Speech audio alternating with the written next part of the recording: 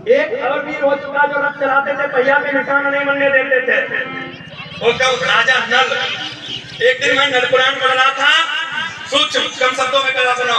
नल की पत्नी का नाम था दमयंती।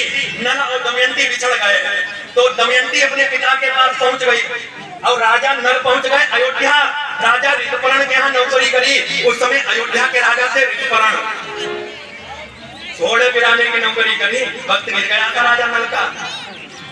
तो दमयंती के पिता ने फिर से स्वयंवर की रचना कर दी। अगर राजा नल होंगे तो जरूर होंगे। जितने राजा राजकुमार थे सबके यहाँ चिट्ठी भेजी स्वयंवर की।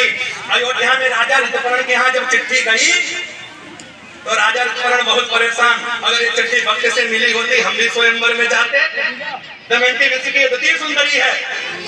तो जब सुना नाम दमयंती का तो राजा नल भागते हुए आए, ये तो मेरी पत्नी है। राजा ऋतुपर्ण से कहा, महाराज आप रथ पर बैठो, हम आपको वक्त से पहुंचाएंगे स्वयंवर में।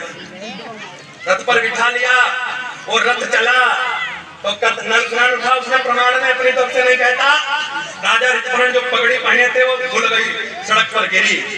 राजा ऋतुपर्ण ने कहा राजा नल से, सारथी जरा रथ रोको, हमारी पगड़ी गिर गई। राजा नल ने कहा सरकार बताओ, रथ रोके, बताओ आगे बढ़े। रथ 10,000 मील आगे आ गया। इतना कहने में पगड़ी गिर गई, रथ रोको। इतनी गति से रथ चलेगा तो पहिया के निशान बनने का सवाल ही नहीं उठता।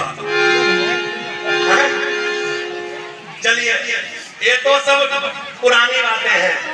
मैं एक प्रमाण ऐसा दूं, रामचरितमानस में बाबा तुलसी ने लिखा।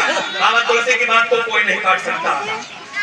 महाराज दशरथ के पास तो ऐसे घोड़े थे जैसे वो जमीन पर चलते थे वैसे पानी के ऊपर चल जाते थे। प्रमाण दूं मैं आपको,